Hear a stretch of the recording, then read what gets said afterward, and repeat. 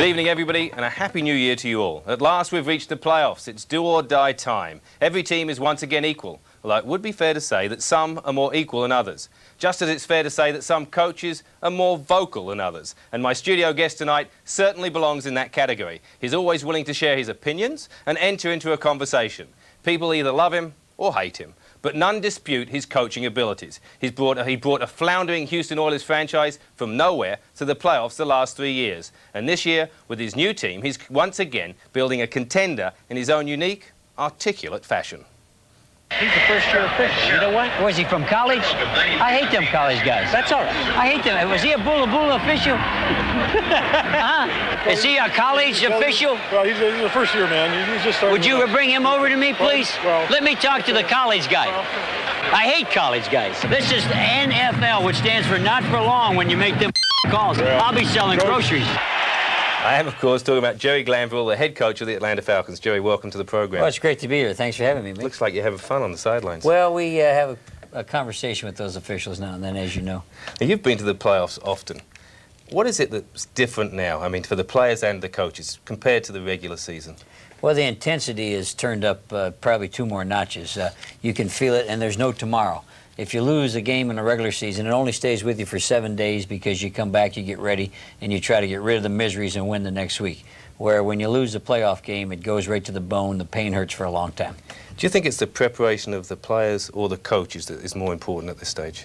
Really, I think it's preparation for everybody. And the players are much more critical of their teammates in practice. They will not allow you to make a mistake in practice that can take money out of their pocket, because you're in everybody's pocket when you go on, and we're playing for a lot of money here. Yeah, people care about money, don't they? They really do. Well, we'll be talking more with Jerry later on, but now let's take a look at the first game of the 1991 playoffs, which was played yesterday. The Washington Redskins took their show on the road to sold-out Veterans Stadium in Philadelphia, where both coaches, Joe Gibbs of the Redskins, who's 11-3 in the playoffs, and Buddy Ryan, who's 0-2, knew the team that made the fewest mistakes would come out on top. And it didn't take long for the mistakes to begin. The Eagles, with the ball on the Redskins' 10, had trouble with this third down play and had to settle for a 37-yard field goal to give them an early 3-0 lead. Another third and goal opportunity failed to produce a touchdown later in the quarter. So it's Rusek again, this time from 28 yards. Eagles lead it 6-0. But it didn't take long for the Redskins to get on track, with plays like this, Rippon to Monk reception, and a run for 28 yards. And Rippon again, this time across the field to Biner for 23 yards. And it was back to Monk. This 16-yard touchdown pass to put the Redskins ahead. 5 plays for 68 yards and a 1-point lead. But the Eagles weren't through making mistakes. Cunningham, getting hit as he throws, gives the ball once again to the Redskins. But on Washington's drive, it appeared it would be the Eagles who would benefit from a costly mistake. Fumble! Philadelphia picks it up. Ben Smith running free. The rookie to the 10. 5, touchdown, Philadelphia! Woo! But it wasn't to be. After review by the replay officials, it was clear to see that the field caused the ball to jar loose. Therefore, no fumble. So what looked like a big break for Buddy Ryan and the Eagles would be yet another scoring opportunity for the Redskins. 3 plays later, Chip Lohmiller kicks this 20-yarder, which just scrapes through to give the Redskins a 10-6 halftime lead. Things didn't get any better for the Eagles in the third. This time, Heath Sherman gives it up.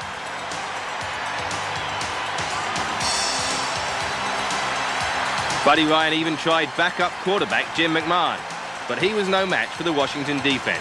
And 3 plays later, he was back on the bench. So Joe Gibbs and the Redskins take advantage of the situation. This time, Rippon to Clark to make the score 20-6. And that was the cue the Philadelphia fans needed to head home. So the Redskins move on to the next round of the playoffs with a convincing 20-6 victory over the Philadelphia Eagles. So a big win for the Washington Redskins. Jerry, in '87, after the strike, the Redskins got into the playoffs. They sort of scraped in there. Then they went on to win the Super Bowl. Can they do that again? I think they can because of their coaching staff. I don't believe their team is that good. We played them in the preseason, and I didn't think they had good defensive speed or quickness. They do a great job of coaching. Coaching will really carry them a long way, and I think they do one of the best coaching jobs in the league. Talking about coaching, Buddy Ryan's been under the gun a little bit. Is he going to be rehired? Is he not? During the game, he pulled Randall Cunningham for 3 plays. Randall was mad afterwards. He said he was embarrassed. And then also some of the play calling during the game. What did you think about Buddy Ryan's game yesterday? Really about pulling your starting quarterback. I think Randall Cunningham is the inner spirit of that team. I think the spirit makes the game go. I don't think you take your spirit and have him leave the ballgame. Will Buddy be back? Probably so. I think when the owner said that he gets along with Buddy better than he does his wife, that's a good sign. Either that or he doesn't like his wife. That's right. Might be another wife on the way. Well, we're going to take a break. When we come back, we'll have highlights of the second game, which was being played yesterday.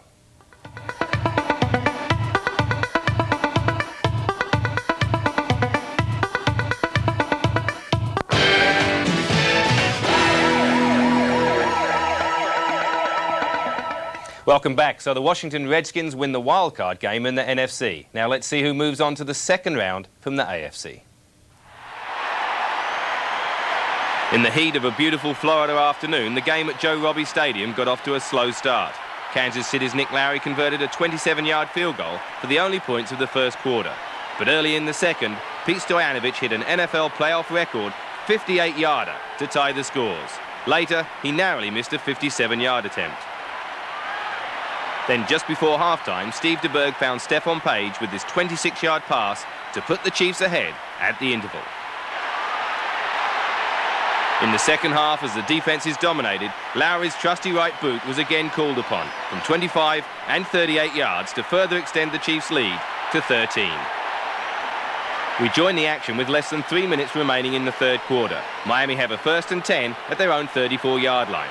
Our commentators are Dan Deardorff, Frank Gifford and Al Michaels. His numbers adding up to about 5 yards per attempt from Marino. Throws underneath for Smith. And he has a first down as Sammy moves it to the 46-yard line. Smith's 12th reception of the year out. First down at the 47. 2 minutes to go, third quarter. Kansas City by 13. Smith again. Across midfield, fights his way to the 48-yard line where he's surrounded by a quartet of Chiefs. Just tough running once again, and another superb block by Richmond Webb over in the left side. Yeah, Richmond Webb puts a horse collar on Chris Martin. Watch number 57. Hello. That's part block, part tackle. He got away with it, though, and Sammy Smith was smart enough to duck inside of it, pick up some positive yardage. He's a grown-up, isn't he? He's a grown-up. You're darn right he is. Second and 4. Here's Smith again.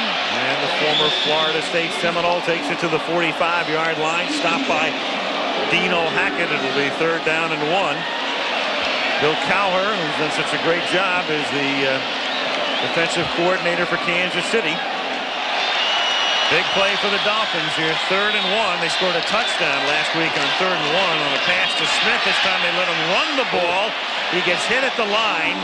Tries to burrow forward for the first down, but that time it was Lloyd Burris coming up on the run blitz who makes the stop and stops him short of the first down. Big decision here for Don Shula on the left. Marty Schottenheimer waiting to see what Don's going to do. So here comes your 4th and 1 from the 45-yard line. Smith. Oh, I think he might have gotten it. On that second surge, Hackett makes the stop. I don't know if that was the second surge or the third surge. Tough running by Sammy Smith. That was in traffic all the way. Haggerty's going to measure. The quarter is over. Miami keeps the ball. The Kansas City defense this year just once allowed 2 touchdowns in any one quarter and never in the fourth quarter. And that's the hill Miami has to climb because they're down by 13. At the 43-yard line, 1st and 10 Miami after converting on 4th down. Underneath, it's Sammy Smith. About a 10-yard gain, close to a 1st down, stopped by Chris Martin. And Tony Page with another big block out in front of Sammy Smith. I'd say this will be about an inch for a 1st down. Not a bad time now for Don to think of a play action pass, try to get something big, get a quick score. At the 33.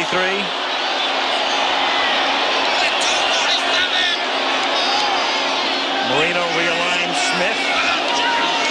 And he's going to go up top. And it is caught inside the 15 by Mark Clayton. Kevin Ross with the coverage. Good call by Marino. He changed it at the line of scrimmage. You saw Kevin Ross lined up inside on the wide side of the field, and that gave him an opportunity to throw that fade. It's a good read. Clayton is either going to take it on a fly or he's going to do a fade. Well, when Kansas City walked up and showed the bump and run, when Ross walked right up in the face of Clayton, that's when Marino chased. And, of course, why not? When you've got a quarterback and a receiver that have worked over the years the way these two have. And look at Mark Clayton fight to get control of that football. 1st and 10 at the 11. Here's Smith to the outside and then cuts it back, takes it to the 6-yard line, a gain of 5.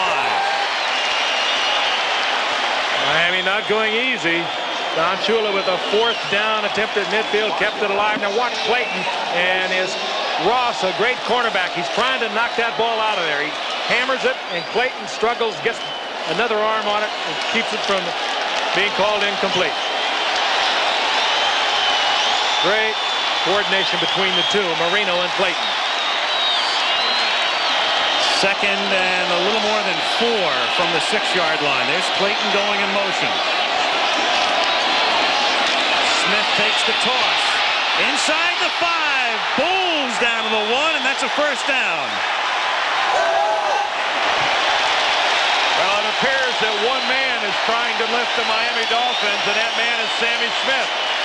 Not known as a receiver, he's coming out of the backfield catching the ball. And the first man who's tried to tackle him here in the 2nd half has not gotten it done. There's Sally Amua who misses. Moss misses. 3 or 4 people slide off before Derek Thomas finally brings him down. And Sammy Smith trying to inspire this team. And Logan lines up with Page in the backfield. They bring in an extra tight end in Beatty and have Foster aligned as an eligible receiver in a tight end spot. Beatty in motion. Marino, the throw hits Page, touchdown.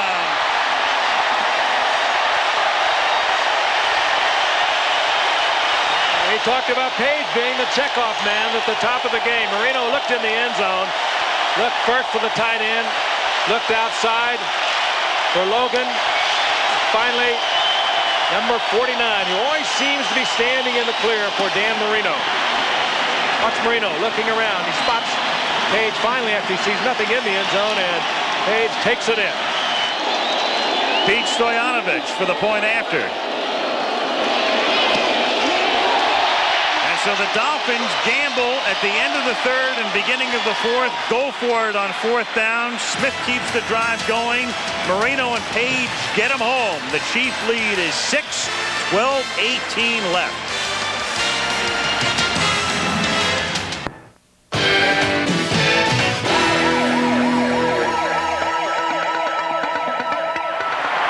Welcome back. So Miami trail by 6. Their defense forced the Chiefs to punt on their next possession. We rejoin the match at the top of the following Dolphin drive. Now Miami, after the punt, takes over at the 15. Sammy Smith is back in the game. Came out with sore ribs. They fake it to Smith. Marino going over the middle of Farrell Edmonds, the tight end. Edmonds to the Kansas City 48-yard line. Good call. That's where it's been. Well, what happens is you get the big man Edmonds locked up one-on-one. The linebacker. Yep, and that's really a mismatch. Rob McGovern, number 50, has got one-on-one coverage on Edmonds. First of all, Farrell Edmonds has remarkable speed for a big man. And a lot of similarities there to Mark Bavaro once he has the ball. Look out. 1st and 10 at the 49-yard line. Here is Sammy Smith for a gain of close to 5. It'll be 2nd and 5. Cherry and Snow make the tackle. And Sammy Smith, I think it's obvious that he's in pain. It was a labor for him to get up, and he's slowly making it back to the Dolphin. In fact, he's not going to make it. He's going to check out. That means Mark Logan comes in. The Dolphins really have only 2 guys who can carry the load. They've got Page as a blocking back and Garrett Limbrick, who's barely played. So it's Smith and Logan, and that's it. 2nd and 5. Page makes the catch, pays the price. Albert Lewis makes the stop. It's going to be 3rd and 1. Lewis pays the price because Page just hammered him. He saw him just as he turned around, was turning it upfield, and he barreled into Albert Lewis. Page goes about 235. 3rd and 1, 3 tight end set. Foster is an eligible receiver. It is Logan for a 1st down. Behind Tony Page. Logan, the unprotected free agent a year ago from Cincinnati, actually into tonight he was averaging better than Sammy Smith. The 4-yard average in the times that he had carried the ball weren't that many. Gained 317, but watch the block by number 49. Working against Chris Martin, and Logan has an easy shot at the first, taken out of bounds by Kevin Ross. 1st down, Miami at the 35. That much time left. Kansas City leading 16-10. Smith back in the game, and Marino hits Duper, who gets dragged down by Hackett after a 9-yard gain to a chorus of Duper. And what a beautiful drive in terms of its play selection. Dan Marino getting the ball all around the field. A run to Smith, a run by Page, a pass to Page. Now to Duper. A long completion down the middle to Farrell Edmonds. I mean, everybody on the offensive side of the ball for Miami has had a part in this drive. Well, conceived play. Duper on a slant in, which they run so frequently. Took the slant in about 4 or 5 steps and broke it to the outside. He was wide open. Logan back in the game as the tailback. 2nd and 1. Clayton in motion. Logan falls down. 4-yard loss. Back to the 30-yard line.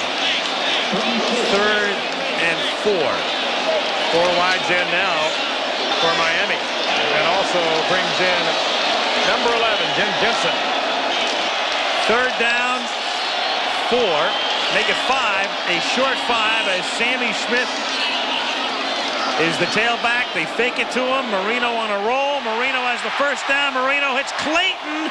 And Clayton almost lost the 1st down, but knows exactly where he is on the field. Kevin Ross makes the tackle. I think he probably had the 1st down. The whistle had blown. The progress had stopped, but Clayton was going to make certain he did have it. Marino again with the rollout, putting the pressure on the cornerback. And that time he gets the ball to Clayton, and up for the tackle is Kevin Ross.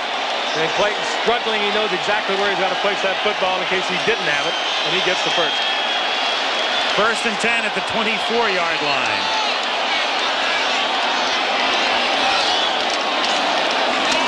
Smith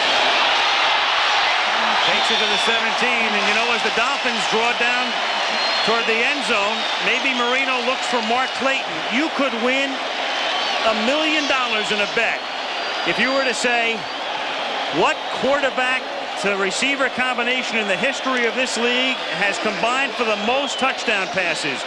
It's not Unitas to Berry. It's not Montana to Rice. It's not Craig to Largent. It's Dan Marino to that guy, Mark Clayton. 65 touchdown receptions by Clayton from Marino.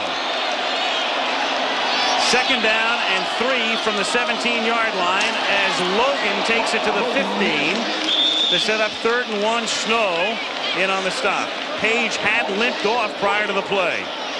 And up to that play where Page come out, I mean, he has just been killing people on this drive. every time he's called upon to either carry the ball or lead block for Sammy Smith, he has just been a terror. Right now, Garrett Limbrick was in the game as a fullback.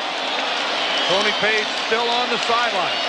Smith shaken up and Page shaken up, so Limbrick and Logan are in the backfield. Beatty is in motion, and on 3rd and 1, Logan fighting and fighting and fighting for a first down. Well, this Miami drive is doing two things.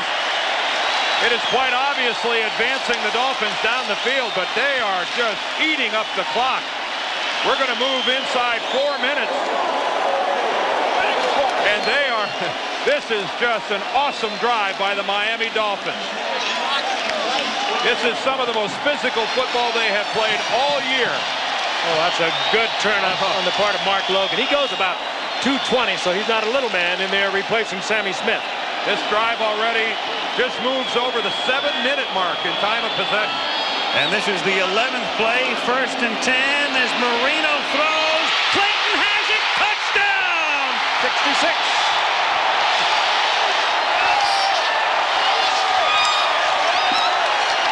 Almost an INT the other way as Albert Lewis gambled and lost.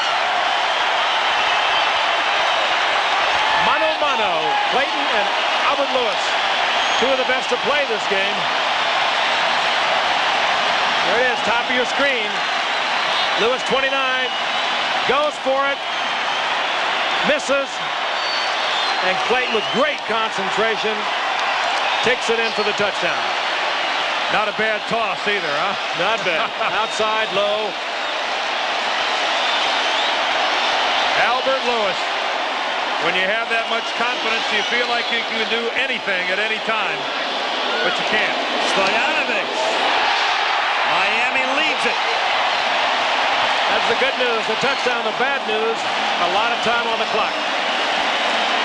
Only once in Clayton's career has he caught a touchdown pass from anybody other than Marino. It was by Jaworski, Ron Jaworski. Kickoff taken by Fred Jones at the 1.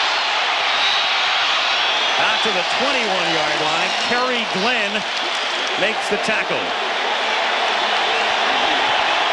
And it's the first time this season, we talked at the top of the quarter, that Kansas City had not given up 2 touchdowns in the 4th quarter in any one game. And, you know, it's the northern team. It's almost a cliche, but it's the northern team coming south late in the year.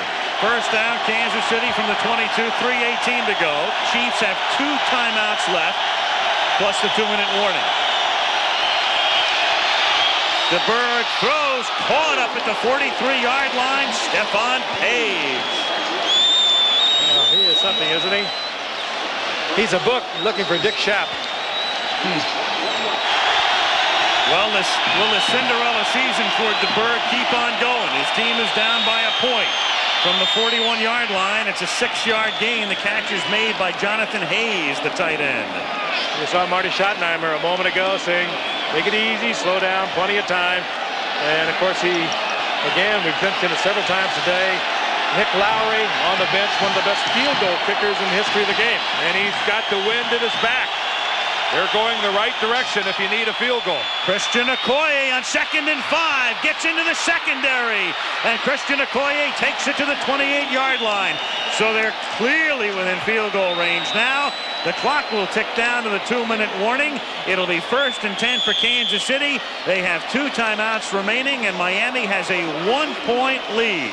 Last year in the regular season, Nick Lowry beat Miami with a field goal from 41 yards with 1.5 minutes to play in the game. The stakes are slightly larger today, but the situation may be the same. Miami leads by a point, 2 minutes to go. Kansas City 1st and 10 at the Dolphin 28.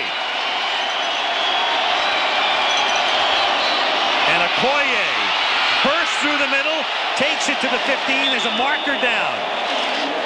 Marker where you usually get the holding call.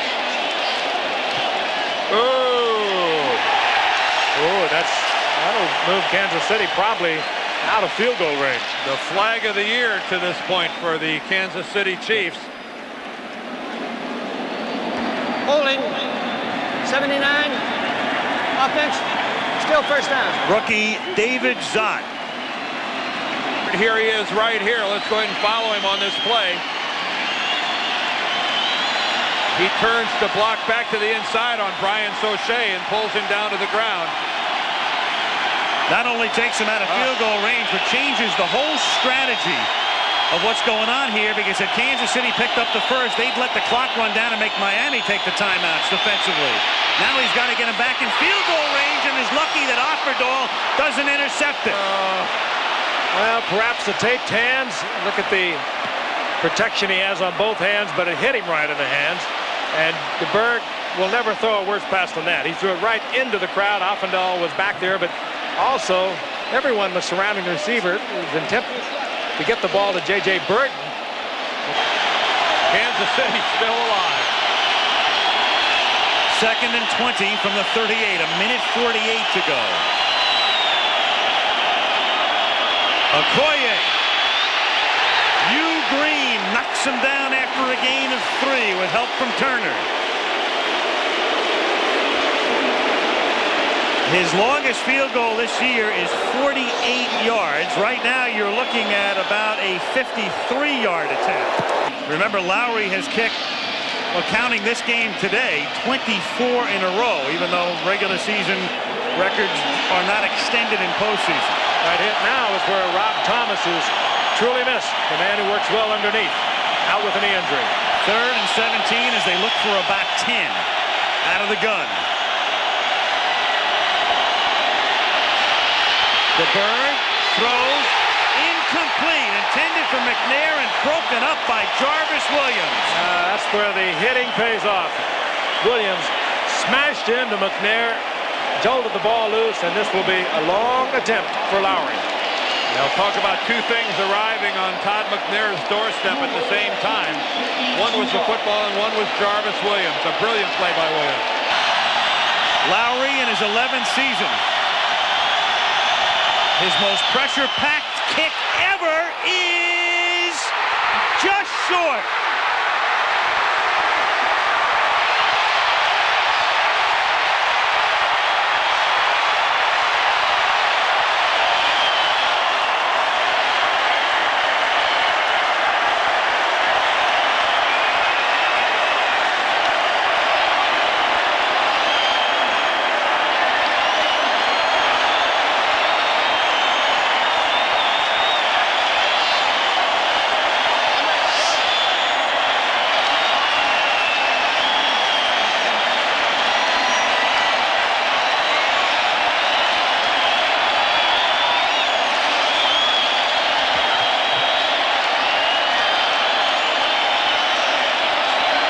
It died at the end, and so has Kansas City's season, as Miami is going to rally in the 4th quarter, and Miami wins a trip to either Buffalo or L.A. So disappointed Steve DeBerg. He had a great year, but at the end of the game, we saw KC moving down the field, Okoye running well. Were you surprised after the holding penalty that they went to the air? Especially on 1st and 10. After the holding penalty, they moved it back, and they needed 5 yards. They needed to get the ball. When you were our kicker, you had to get the ball to the 35. So they're just 4 or 5 yards away from there. And he threw immediately on the very first down and then threw on the second down. That did surprise me. On to Miami. Same question as I asked the Redskins. Are they good enough to go to the Super Bowl? I don't think they're physical enough on defense. I think a Washington Redskin team could run the football on them. I know the Raiders could run the football on them. A big power running game. I don't think they're tough enough up front. All right, let's move on to our main game. Houston Oilers playing the Cincinnati Bengals. You were the head coach of the Houston Oilers for 4 years. You played the Bengals twice a year for 4 years. You loved Sam White. I mean, your affair was well known around the country. But let's first talk about the Houston Oilers. How good are they? Well, really, I think Cody did a great job for him last week as the backup quarterback, but that was indoors. That's in the dome. This game has become the home team not only wins, but usually dominates the game, the team at home. I think what's happened to the Oilers, they're not as good in the back end and the secondary in tackling the run. You have to stop the run on Cincinnati to win. I think they'll have trouble doing that. Why are they not as tough? I mean, is it the Glanville? Well, really, I think it was President Bush. He asked for a kinder, more gentler country, and I think the Houston Oilers took it to heart. Well, for you, there's a home that didn't know. President Bush is from Houston, and so he is. Personal friend of Jerry's. Let's move on to the Bengals. This is a tough game. Who are you going to pull for, and how good are the Bengals? Are they going to move on? I don't think the Bengals are that good either. I haven't played both of them. We beat both teams, and I don't think either one's a real good football team. Although, if the Bengals get the running game going, then Boomer can do the play-action pass. He's not a drop-back good quarterback. He's a play-action pass, fake the run, come back, hold the ball, and throw deep. So, really, the Oilers have to stop the run completely so you don't honor the play-action pass. That's what we did to beat that football team. Well, I know this is a tough question. It's kind of like so telling you you're going to die. How would you like to die? Which team are you going to go with today? I'd like it to be a tie and both disqualified. Well, I'm going to go with Cincinnati. Jerry says he doesn't care. But before we go to the game, let's first go to Gary, who has this pre-game report from Riverfront Stadium in Cincinnati. Let me say, first of all, it feels great to be back in my natural habitat, the big outdoors, although I can't imagine Cody Carlson and the Oilers feel the same. Cody, as I'm sure has been mentioned in the studio, had the game of his career against Pittsburgh in the Astrodome last week, but this is a very different proposition. It's cold here in Cincinnati, not quite earmuff weather, but down in the 30s, and it's also very wet. Now, conventional NFL wisdom says you can't operate the run and shoot effectively in these conditions. Well, earlier I spoke to a man who should know, the Oilers' injured quarterback, Warren Moon. They'll slow us down a little bit, but I think because we know where we're going on our routes, we have a little bit more advantage over the defense, and maybe they'll slip and slide, and if a guy falls down, you never know, we'll get a big play, but they will slow us down. I think both teams a little bit. Cody Carlson came in as your replacement and had a great game last week. Now the pressure's on him to repeat.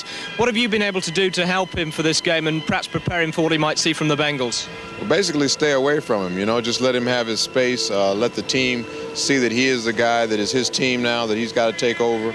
And then I think my big value comes in as we get closer to game time.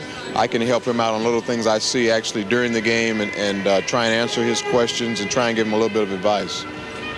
What about the injury? If things go well for the Oilers, is there a chance we might see you back? It really is. I got my stitches out a couple of days ago, and now I'm able to start working my thumb and get the mobility back in it. And the doctors say I'll be able to maybe grip a football by the end of next week. So I'm coming along very fast, and if we can just continue to win, my chances of coming back are pretty good. Now, Warren Moons isn't the only problem digit for the Oilers. Their big worry today is another dislocated thumb belonging to middle linebacker Al Smith. 2 weeks ago, it hampered him against James Brooks, who ran for 201 yards during the Bengals' win over the Oilers here. Obviously, Jack Pardee doesn't want to risk that again, so today John Grimsley will move in from outside linebacker, and rookie Lamar Latham will start in Grimsley's position. The Bengals have Pro Bowl offensive tackle Anthony Munoz and cornerback Eric Thomas at less than 100%, but otherwise they're healthy. The big question here remains whether the Oilers' run and shoot can stand the rain, and whether Cody Carlson can stand the heat. So Jack Pardee looks on as Cincinnati have the ball on their first drive of the game. They have a first down and 10 on their own 42-yard line. Don Criqui and Bob Trumpy are our match commentators. Straight ahead on a first down play, and the ball is close to the 45-yard line. Ickey Woods gets the call. Back after that injury problem, kept him out almost a season and a half. As we look at the starting lineups, a terrific offensive line, a 10th straight Pro Bowl for Anthony Munoz at left tackle, Reimers, Kazurski, Moyer, and Walter. Very strong up front. Esiason, the quarterback, James Brooks, another superior year, 1,000 yards rushing. Very good wide receivers. Mike Barber will come in as an extra one. Rodney Holman, the tight end, stays in the game. He can get deep. On second down and a long 7, here is a throw to Holman up the middle. Oilers come hitting on the Pro Bowler Rodney Holman. Bubba McDowell, the strong safety, and John Grimsley, the middle linebacker, made the stop.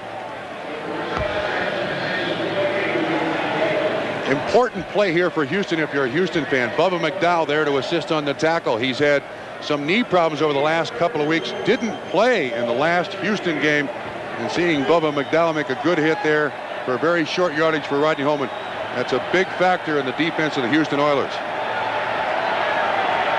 There's McDowell from Miami of Florida. He was terrific from his first spring game. Standout for the Hurricanes and started as a rookie for the Oilers. Here is a give up the middle of James Brooks. Cutting into the gap and looking for room. He's ahead on 3rd and short. And appears to be Trump just short of the first down as outside backer Johnny Meads made the hit for the Oilers. Yeah, I don't think he's got enough for the first down here. So Sam White's is faced with his first key decision. But from the hand signals he's making on the sideline, when his hand circles over his head, Don, that means same personnel. So at this point, Sam's already made the decision that they're going for it on 4th down.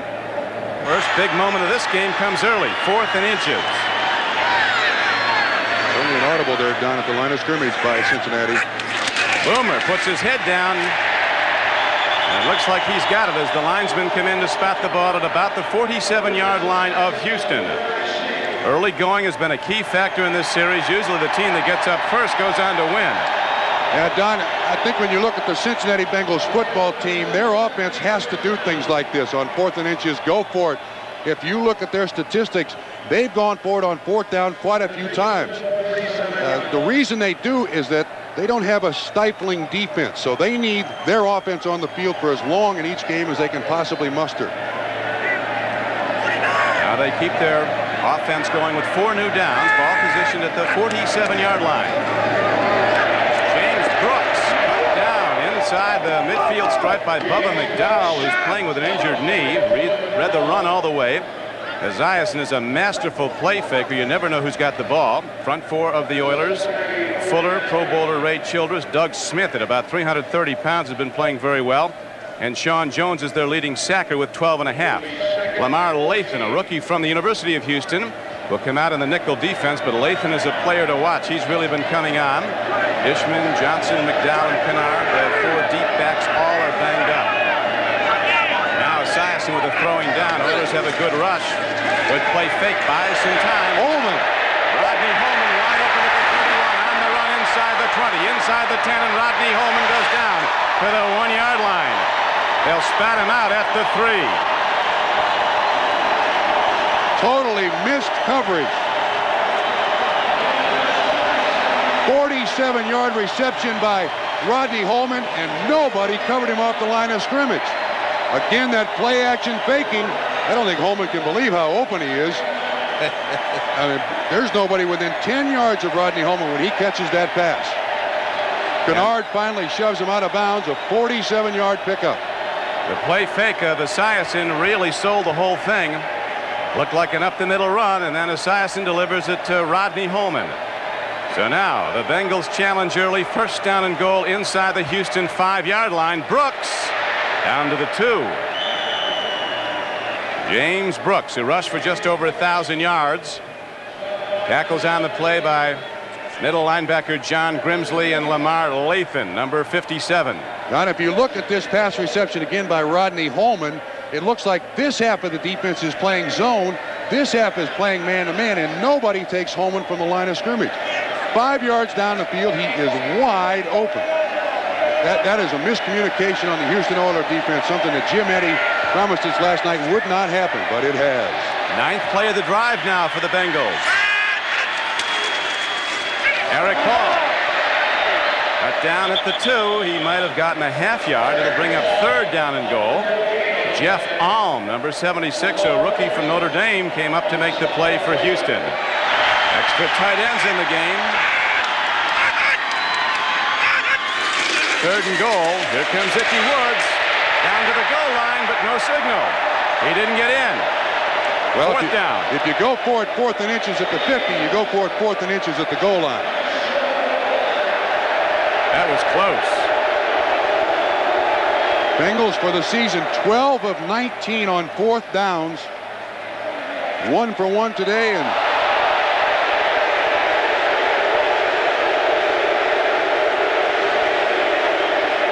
see Woods, good block by Eric Ball up front, but this is excellent pursuit, and he does not get that ball over the goal line.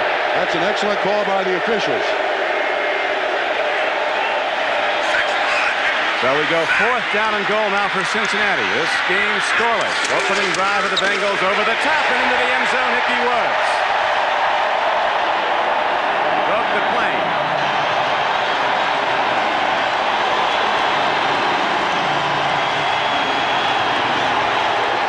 And of course, it's not complete until the shuffle takes place on the sideline. A beloved part of American folklore, the Icky Shuffle will be coming up. The Ickster has learned how to milk it, too. He walks to the sideline.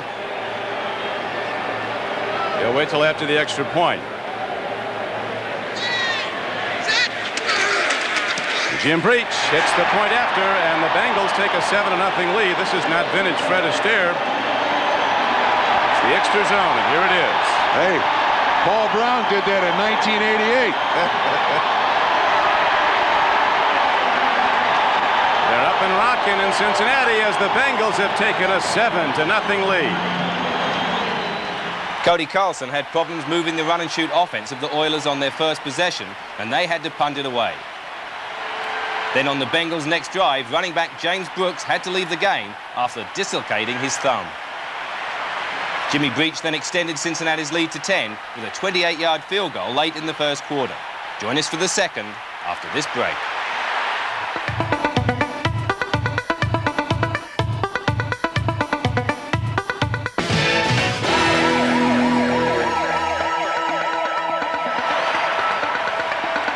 Welcome back. We rejoin the Oilers on their second drive of the second quarter. They have a 1st and 10 at their own 34-yard line.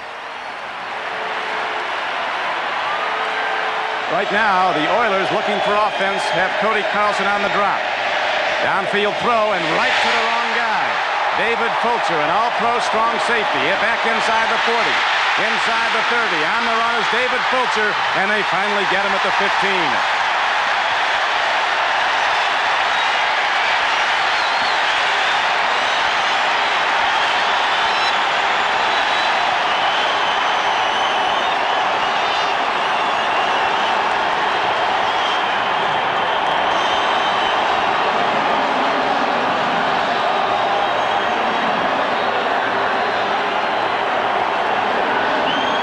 Nothing but discouragement here. Here's Fulcher.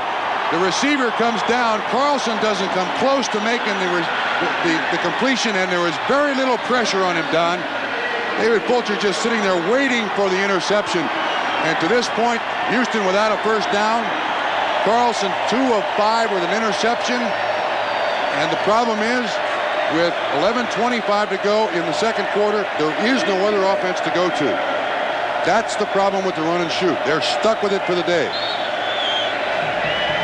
Yeah, it's an offense with 8 wide receivers on the roster and no tight ends. Now the Bengals, looking to put a knockout punch on, have it 1st and 10 at the 15-yard line of Houston. Harold Green cuts in, and he's down inside the 10-yard line. Well, the net result of the lack of run-and-shoot offense by Houston is that already the Houston defense showing great signs of fatigue. Their defensive line now playing a little bit higher, Don, and the offense of the Bengals able to make those blocks. The greatest concern by Jack Pardee and also Jim Eddy, the defensive coordinator. You can't keep your defense on the field this long in one half. John Grimsley and Terry Kennard combined on that tackle, but it was 6 yards downfield. 2nd down and 4. Green, he's down to the 5-yard line. Offensive front of the Cincinnati Bengals just busts open the Oilers. John Grimsley there makes the tackle, and this is the area of the field where the Houston Oilers come with a blitz, and you can see the blitz. And you got Leander Knight, 21, the strong safety blitzing. This is where Houston really takes its chances. Their best bet now, try for a turnover on every defensive snap. 1st down and goal for Cincinnati. 9:48 to play in the first half, and the clock's running.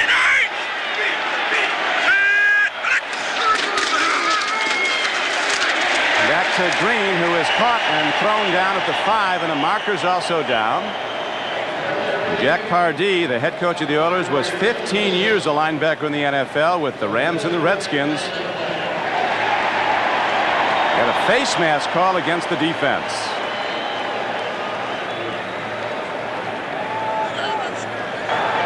Face mask on the defense, half the distance to the goal, 1st down. See if we can pick up who got the hand. That's Ray Childress, the defensive left tackle. He's up there grabbing anything he can, and well, he's got to be whipped already.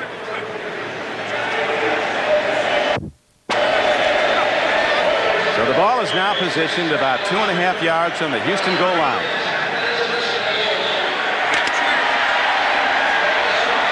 Ickey Woods in the backfield along with Green. three tight end set. This is Ickey Woods. Fake to him and the throw to Green. Touchdown, Cincinnati.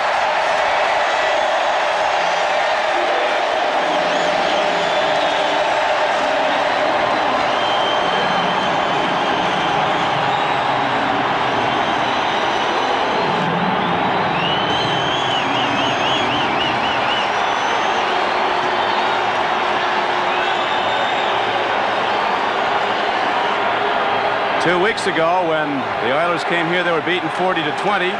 A year prior to that, on their annual visit to Cincinnati, they lost 61-7. And it's not good now for Houston as they trail 16-0 with the extra point by Breach, up and good again. And the Bengals move out to a 17-0 lead. Now let's go back to the touchdown. The rookie linebacker Lamar Lathan is here. You can see the defense is very late and somewhat confused as to where the strength of the formation is. The running back releases out in the flat. There's no one there to cover it.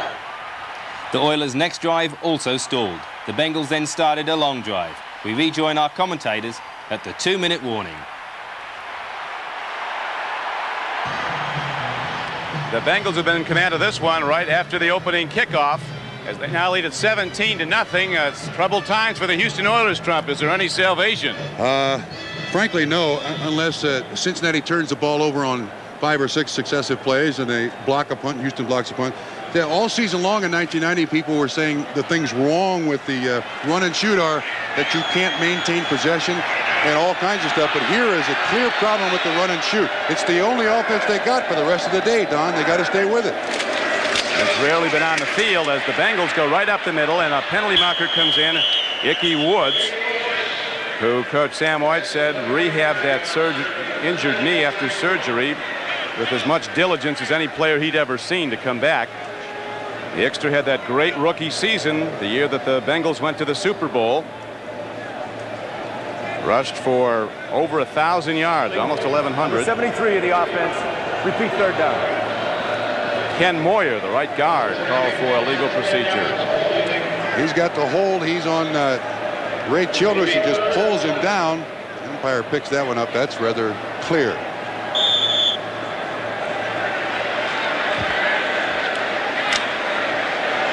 Holding call, and now it brings up third down and just over 10 as Esiason takes a 7-yard drop.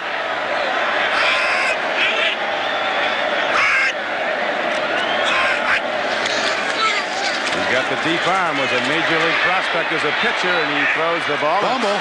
Caught and lost. A moral victory of sorts there would be if the Oilers came up with a turnover. Game clock down to 1:42 to play in the first half. Eddie Brown was the guy on the bottom of the pile. And was there a late flag that came in there? Had a couple guys grabbing at face mask. Unsportsmanlike conduct. Number 28 in the defense. 15 yards. First down. Chris Dishman, he's done it before. When Dishman gets up, he hits the official. Now, how dumb is that? That's 30 seconds after the play's been decided. That gives the Bengals a first down. Drive stays alive. I'm surprised he's still on the field. Bengals go with first down now at the 20. Harold Green brings it up. And down to the 11-yard line. Gary Kennard, the last line of defense, the free safety, got him. Green's got great mobility, dips in, dips out, and then has that great burst. This Houston Oilers defense is totally expended with 1:20 to go in the first half. They are shot, done, finished. Frustration. Here's the reverse angle. You can see Houston Oilers players on the ground. Look at them, 3, 4 guys on the ground. Eric Ball, blockers in front. Good open field tackle by Bubba McDowell. Strong safety number 25 came up.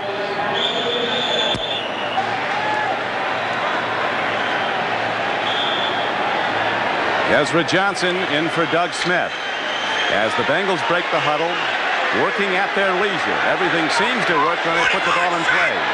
53 seconds to go in the half. Esiason with a long count on 3rd and 3. Play fake to Woods. Lots of time. Eddie Brown can't hold on. Almost intercepted by Lamar Lathan, 57. That was a very late developing play. Eddie Brown was the guy coming in motion, came back across the formation. There's Dishman in coverage. And they're trying to hide Eddie Brown here. He runs the underneath pattern. Inside, ball's thrown behind him. Can't really make the reception. Grimsley there close. Lathan there close. No catch. He won't drop for the many. field goal. Eddie Brown, a year ago, he was the #1 receiver in the AFC with almost 1,300 yards.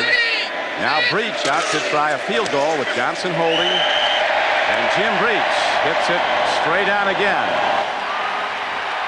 So with 43 seconds left, the Bengals have a commanding 20-point lead, and that's how it remained till halftime. Jerry, 20-0. Bengals, are you surprised? Somewhat surprised, but that's the way these teams play on each other's turf. I think the big thing was Cincinnati Bengals on the first drive went for it on 4th down twice. Went at the 50, went at the yard line, and took 7 rather than 3. I think that was a big part of the ballgame. Throughout the year, we've seen the Bengals playing. One week, they look like they're going to win the Super Bowl if they played it the following week, but then they'll go the next week and they'll lose to someone they never should have lost to.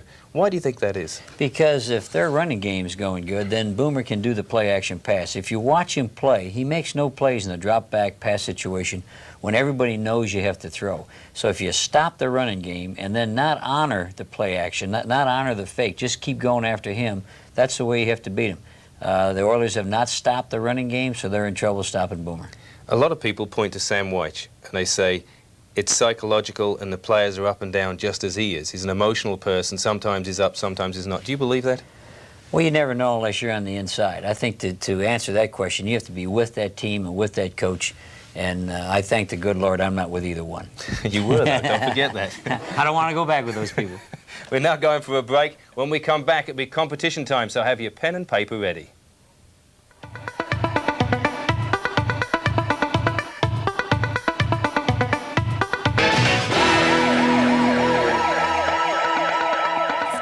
Welcome back, everybody. I hope you're enjoying the game. Before we get back to the second half, here's another opportunity to win a trip to Tampa.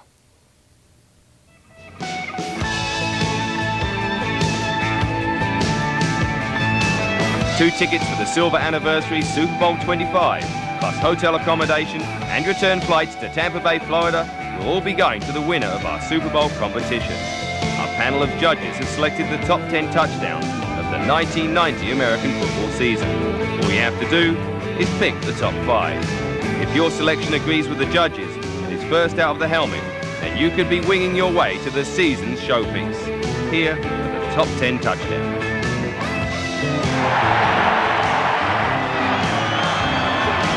Hill in motion, pitch back. He wants to throw the pass. Anderson can't throw. Hill run. 5. Touchdown.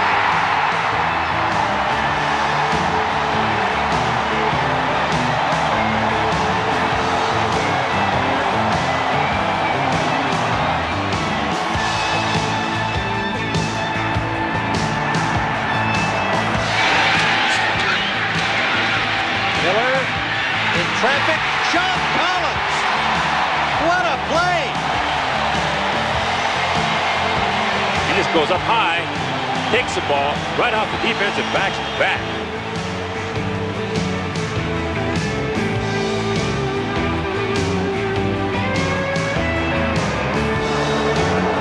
Jones and Broussard, the second. Broussard, he's got 5, 10. He's got a touchdown.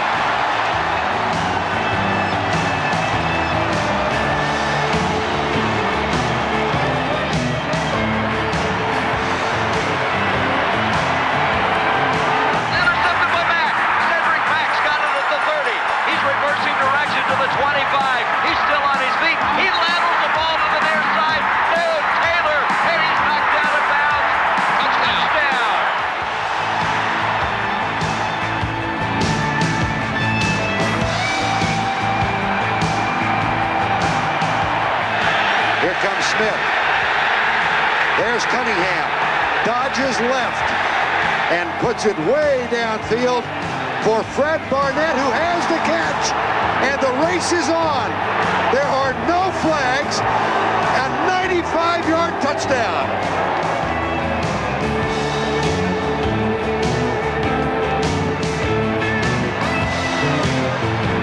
Buffalo ahead of Miami in the East. And now the Raiders, can they stay with Kansas City? And can Denver stay with Bo Jackson? The answer is no. Bo has another.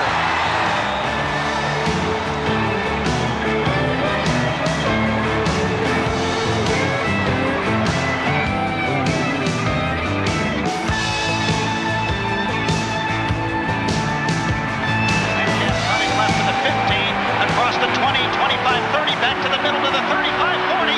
Metcalf might be gone. Metcalf to the 40 of the Oilers. Eric Metcalf is gone for a touchdown. And that is a Metcalf special.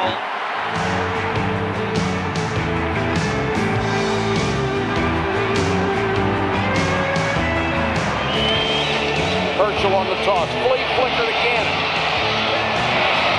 Beautifully covered by Lee.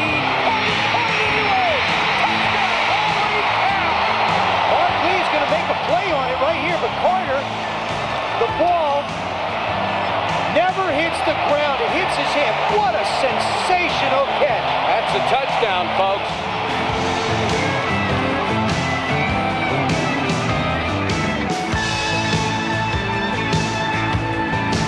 Second down and 8 as Pete hands it off to Sanders on the delay, and he has room inside the 20, breaks the tackle, touchdown Sanders.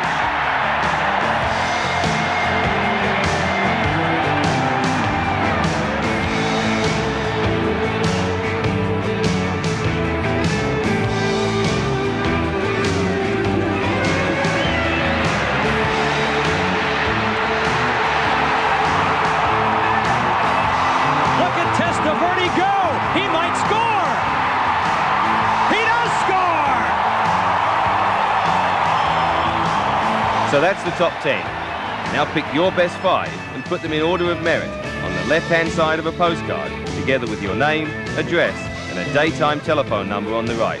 Then send it to Super Bowl 25 Competition, Cheerleader Productions, P.O. Box 1BW, London, W1A, 1BW. The closing date is Wednesday, the 16th of January, and we'll announce the winner during our live championship game on Sunday, the 20th. So please make sure that your passport is in order. Well, Jerry's got his picks, and as you can imagine, there's a couple of Falcons ones in there. If you still feel like you need another look, you'll have 3 more chances on Red 42 on Friday and Saturday, and then for the last time on our 8:30 show next Sunday. Due to the thousands of cards we've already received, we've added some more prizes. Second prize will be this commemorative 25th anniversary Super Bowl book. It's forwarded by Pete Rozelle. I know you can't wait to get that in your hands. Also, a part of that second prize is this ball. It was used in the American Bowl last year at Wembley Stadium, and it's been signed by all of my guests this year. Bud Carson. Bud Carson, my gave old you boss. one of your first jobs, He Georgia sure Tech. did. I'll sign that ball when this show's over. All right, so Jerry will also be on this ball, so I know you really want it. And then there's 5 more prizes of a pair of tickets to Cheerleaders Super Bowl party at Jasper's Bar in London. So good luck. Jerry, getting back to our game, put these things to the side. Houston Oilers down by 20 points. Can they get back into this game? 20 points is not that far down if they could stop the running game. To get back in it, they'd have to totally shut down the running game, and that make really the Bengals drop back and throw it. I don't think they'll do that. I don't think they'll get back in it because they can't stop the running game. What will Sam Weich be thinking? Run that football, play action pass again, bootleg, something like that. All right, so Cincinnati's going to stay and win the game, you think? I think it would, the only way they could, everybody'd have to crowd up. You'd have to take chances. You'd have to blitz. You'd have to build 8-man fronts to try to get that ball back and stop the running game. I don't think the Oilers, I don't think they play that way anymore. And you're still not going to be happy whoever wins. No, either way, I wish they would both lose. You just can't get everything you want. All right, now let's get back to Riverfront Stadium. Jimmy Breach will be kicking off for the Bengals. Oilers will get the ball to start the second half. A long kickoff by Lee Johnson that